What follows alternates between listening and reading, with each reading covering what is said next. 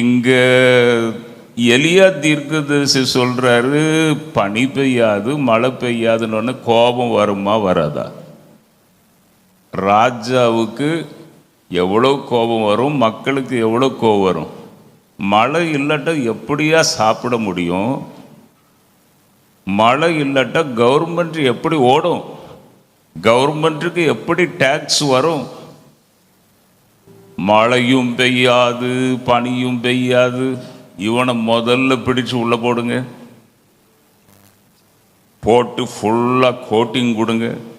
அப்படி தான் கோபம் வரும். சரி, எலியா தீர்க்கதரிசி சொல்லிட்டார். தேவன் சொல்றாரு, கேரித் நதி அண்டையிலே போய் ஒளித்திரு. எப்பொழுதும் ஒரு மனுஷன் எப்படி அவன் வாழ்க்கை ஸ்டார்ட் ஆகும் தெரியுமா? ஒளித்து கொண்டிருக்கும் வாழ்க்கை தான் ஃபர்ஸ்ட். ஒளித்து கொண்டிருக்கும் வாழ்க்கை. ஆதாம் தேவன் தினமும் அவனோடு பேசும்படி வருவாராம். ஆதாம் எங்க இருக்காப்பா?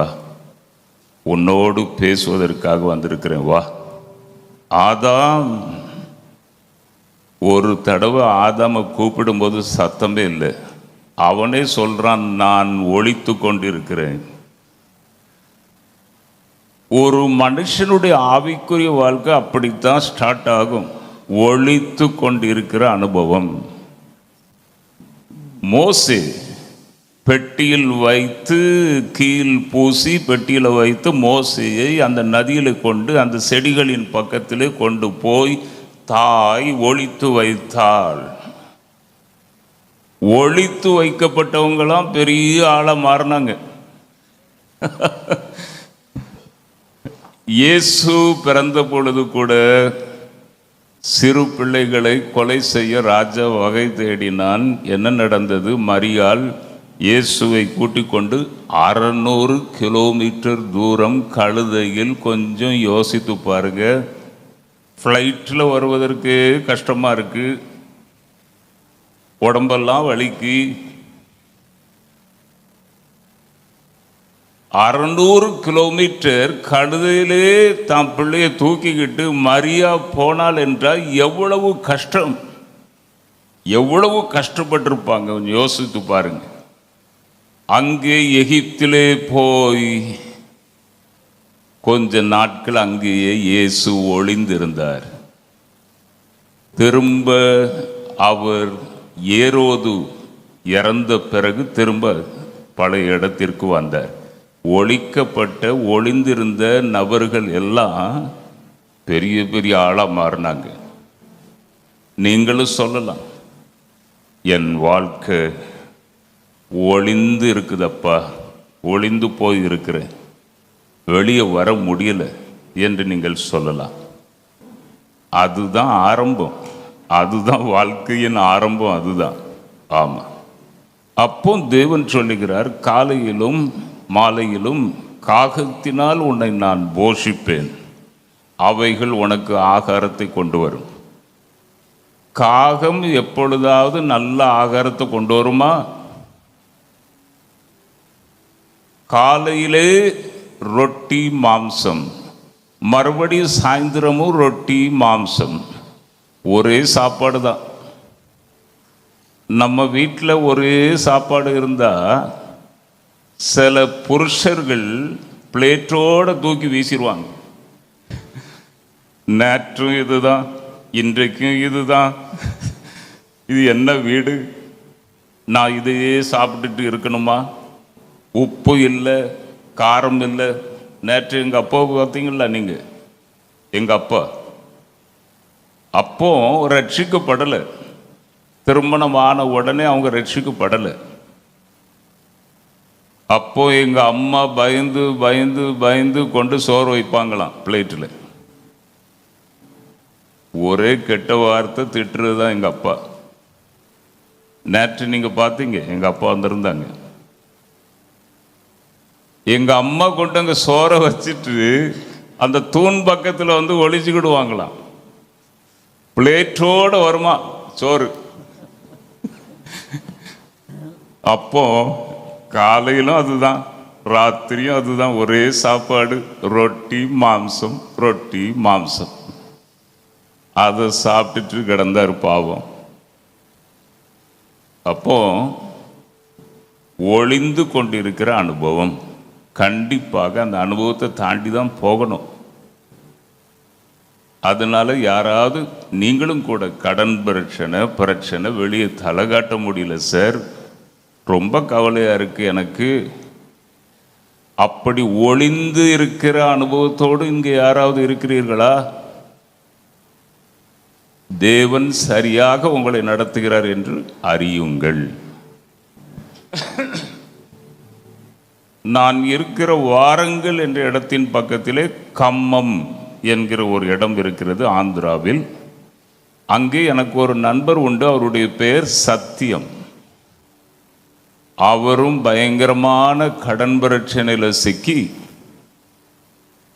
ஒரு நதி பக்கத்தில் போய் ஒளிஞ்சே கிடந்தாராம். கடன்காரர்களுக்கு ஒளிஞ்சே கிடந்தார்.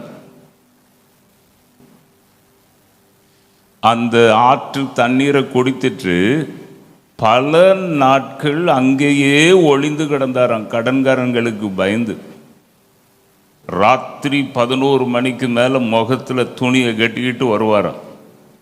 மனைவி பிள்ளைகளை பார்ப்பதற்கு ராத்திரி 11 மணிக்கு மேலே வருவாராம். அதன் பிறகு போய் அந்த நதி பக்கத்தில் ஒளிந்து கிடப்பாராம்.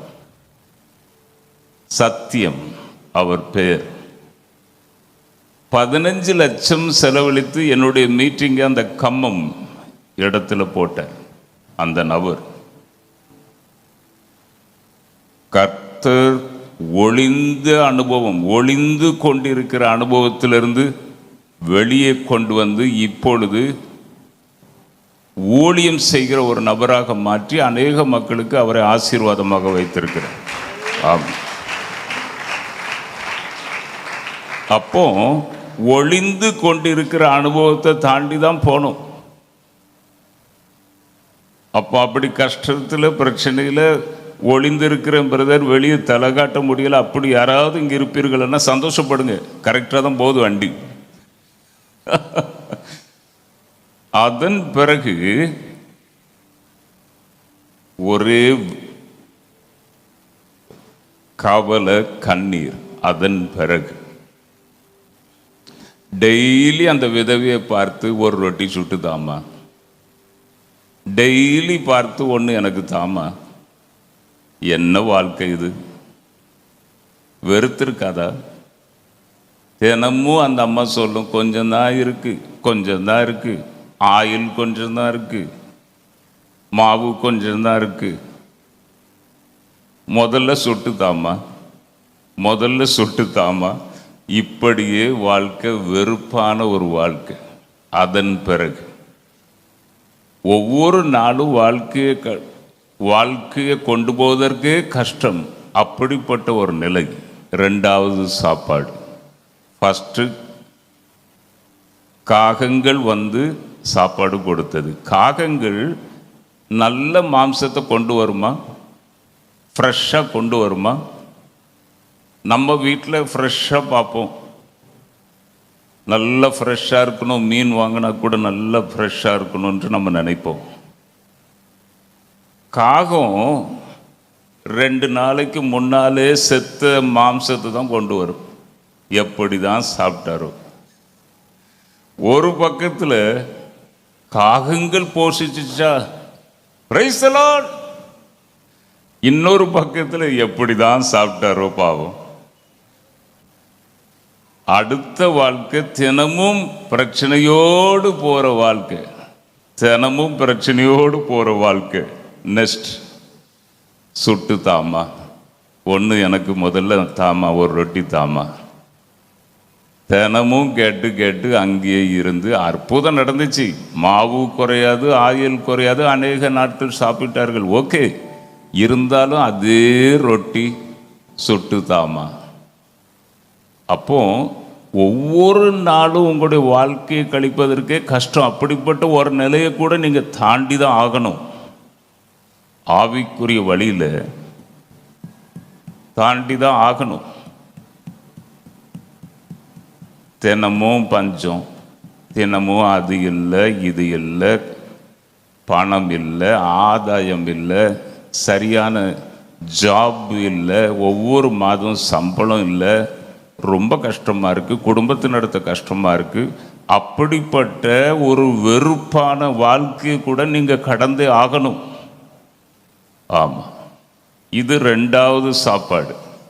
ஃபஸ்ட்டு சாப்பாடு ஒளிந்து கொண்டிருக்கும் போது கொடுத்த சாப்பாடு. செகண்ட் சாப்பாடு ரொம்ப தினமும் வாழ்க்கையை நடத்துவதற்கு கஷ்டம், அப்படிப்பட்ட நிலை. 1.5 வருடம் ஃபேக்டரி நின்று போயிட்டு, இந்த 1.5 வருடம் தேவன் எப்படி போஷித்தார் என்றால், அப்பா, அதை ஒரு புஸ்தகமாகவே எழுதலாம்.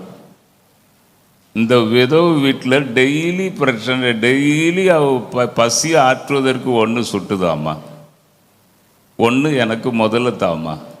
டெய்லி கேட்டு கேட்டு சாப்பிட்டு, அதே ரொட்டி சாப்பிட்டு சாப்பிட்டு வெறுப்பான ஒரு வாழ்க்கை.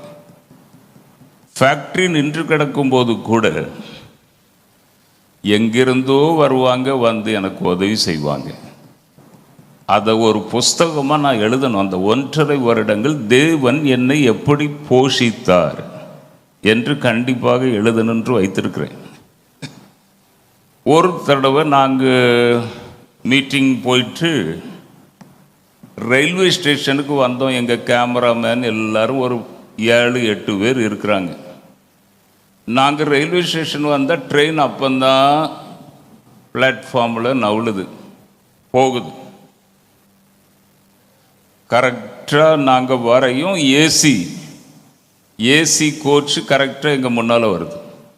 உடனே சொன்னேன், இனிமேல் அடுத்த ட்ரெயின் வரைக்கும் நின்றுக்குன்னா ரொம்ப கஷ்டம், எல்லோரும் ஏறுங்க அப்படின்னு. என் கூட வந்த கேமராமேன், எங்கள் குரூப்பு எல்லாரும் டக்கு டக்குன்னு ஏசியில் ஏறியாச்சு. அங்கே ஃபேக்ட்ரி ஓடலை, பையில் காசு கிடையாது. போனால் எனக்கு ராஜ மரியாதை உள்ள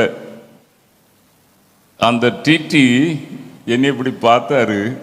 பார்த்துட்டு நேரே போய் எனக்கு தலையான அவரே வச்சார், போர்வை அவரே போட்டார்.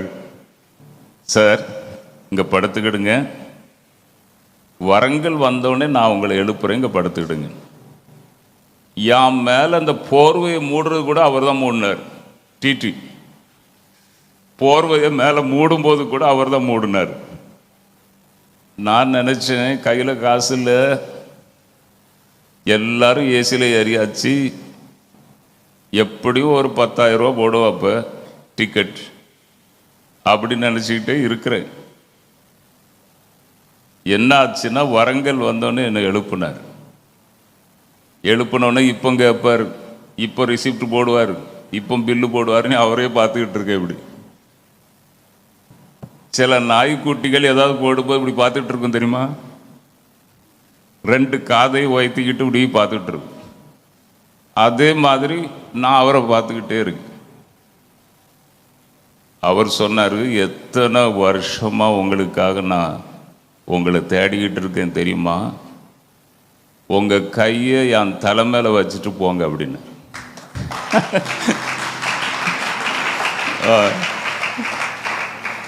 அப்பா, ஐயா, இதானா இந்த டென்ஷன் எனக்கு அப்படின்ட்டு தலையில் கை வச்சு ஜோம்னிட்டு அழுதுகிட்டு கண்ணில் கண்ணீரோடு நிற்கிறாரு.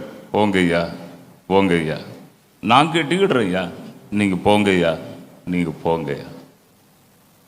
பாருங்க, 2வது சாப்பாடு ஒரு விதவை.